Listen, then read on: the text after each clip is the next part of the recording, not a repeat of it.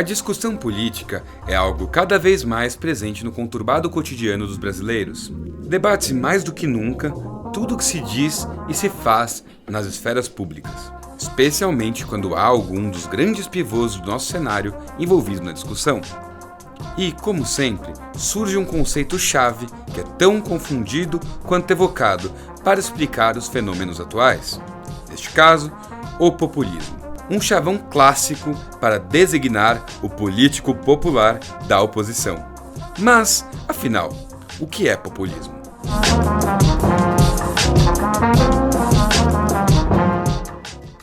Bom, segundo o dicionário Cambridge, populismo consiste na prática pública que se utiliza de atividades e ideias políticas com o propósito de conseguir apoio das pessoas, dando a elas o que elas querem. Como, por exemplo, a diminuição dos impostos ou o aumento dos salários.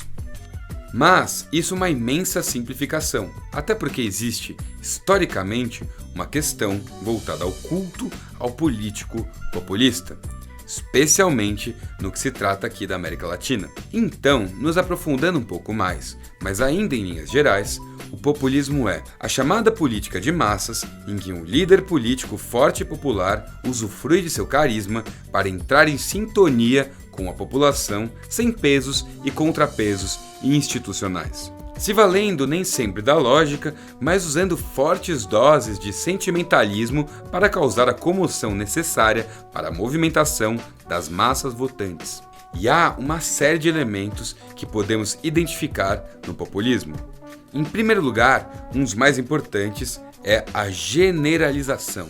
Um típico populista sempre falará em nome do povo como um todo, mesmo que este povo possua enormes diferenças entre si, sejam ideológicas, raciais ou quaisquer que sejam. É uma tácita apropriação de achar que a sua retórica representa o sentimento popular, partindo muitas vezes de agonias genuínas da população, sejam elas quais forem, fome, desemprego ou violência urbana, por exemplo. Em segundo lugar, o clientelismo também é algo muito presente dentro do contexto populista. Redes de poder que tomam controle da vida social de um país, fazendo com que os países com líderes populistas tenham instituições sob constante achaque. Agora, adentrando na economia do populismo, encontramos uma de suas principais particularidades: a economia protecionista. Claro, em suposto nome do país, correntes populistas tendem a adotar políticas macroeconômicas mais centralizadoras e com forte apelo nacionalista. Muito bem, agora vamos ao já mencionado personalismo. Em países com fortes índices de populismo, o sistema partidário tende a ser secundário e com forte presença do chamado culto à personalidade. Sendo assim, é importante entender que o populismo é um fenômeno que emergiu principalmente na América Latina no decorrer do século XX e que é supra-ideológico. O que quer dizer que, ao contrário do que muitos pensam, ele pode estar presente tanto na esquerda quanto na direita. O que torna o populismo interessante é que, ao longo dos anos, os grupos populistas vão alternando sua atuação entre a direita e a esquerda, obviamente sem perder todas as características típicas do conceito. Um exemplo clássico de um grande grupo orgânico que transita entre a direita e a esquerda sem perder suas características populistas é o peronismo, fundamental para entendermos essa questão. O peronismo, ideologia predominante na Argentina, começou com Juan Domingo Perón, um político nacionalista com grandes apreços pelo nazifascismo e agraciado com carisma e grande apreço popular. Sim, a despeito do que é mais intuitivo, a origem do peronismo não está na esquerda, muito embora hoje seja adequada às agendas da esquerda na Argentina. O peronismo, com o passar dos anos, transmutou para o chamado kirchnerismo, uma corrente peronista predominante nos dias atuais, muito mais ligada à esquerda na Argentina. O peronismo pode, portanto, ser compreendido como um protopopulismo em toda a sua concepção, especialmente no quesito ideológico. Aliás, fato curioso é que, nas últimas eleições argentinas, a competição foi, de certa forma, um debate entre o peronismo da esquerda, com Alberto Fernandes como titular da chapa e a ex-presidente Cristina Kirchner como vice, contra o peronismo da direita, com Maurício Macri como titular da chapa e Miguel Ángel Pichetto como vice, um populista ligado à direita. Ou seja, os populistas ditaram o debate público na Argentina. Mas E no Brasil?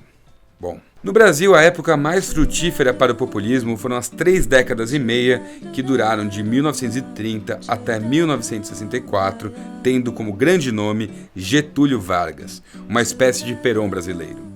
Vargas foi um político populista, extremamente caudilista e carismático, que conseguiu angariar forças e despertou paixões que iam desde a extrema-direita até a esquerda no espectro político. Inicialmente um republicano moderado, tornou-se um ditador protofascista até terminar como um líder trabalhista que é visto como uma espécie de guru para muitos políticos de direita e de esquerda brasileiros até os dias de hoje. Podemos dizer sim que, grosso modo, Getúlio Vargas é o nosso Juan Domingo Perón, claro, mas além dele tivemos outros políticos populistas notórios, como foi o caso de Jânio Quadros, que era um político populista de direita, João Goulart, um político trabalhista ligado ao varguismo tardio e de esquerda, e Juscelino Kubitschek, um desenvolvimentista, também populista, mas com um populismo mais progressista.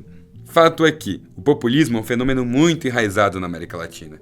E isso se deve ao nosso baixo índice de desenvolvimento humano, o que no final acaba sendo um vetor de distúrbios sociais frequentes em épocas de crise, sendo quase sempre corrosivo às instituições. Isso porque o líder acaba se tornando mais importante do que as próprias instituições dentro do imaginário popular. Mesmo nos dias de hoje, políticos como o ex-presidente Luiz Inácio Lula da Silva ou o atual Jair Messias Bolsonaro podem ser posicionados dentro dessa lógica. Afinal, em que pese sejam antagônicos em termos de conteúdo e agenda pragmática, eles possuem algumas características em comum.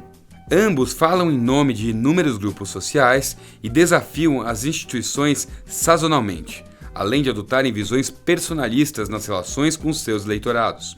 O populismo como prática pública na América Latina é praticamente inevitável, podendo ser eventualmente contornado amarrando o líder populista em torno de instituições fortes com seus pesos e contrapesos, de tal forma em que o Estado Democrático de Direitos tem os meios de se proteger das eventuais agendas dos líderes que nós elegemos. Bom, é isso aí, galera. Eu espero que vocês tenham gostado desse vídeo. Se você gostou, deixa seu like. Se você não gostou, me explica por que você não gostou. Se você tem mais dúvidas a respeito de termos que se discutem na política ou de chavões utilizados o tempo todo, você pode tanto se inscrever no canal e ver nossos outros vídeos similares a este, ou você pode simplesmente pegar e pedir aqui nos comentários. Fora isso, se você quiser nos ajudar de uma outra forma, nós temos um financiamento coletivo no apoia.se/canal Revisão. Ou então, se você quiser só bater um papo com a gente, pode comentar aqui embaixo ou mandar um e-mail para o contato@canalrevisão.com.br, que a gente vai dar uma olhadinha. Pode ser que você tenha uma pesquisa bacana ou uma dúvida legal e a gente vai tentar te ajudar como nós pudermos. Beleza? É isso aí, galera. Tchau, tchau.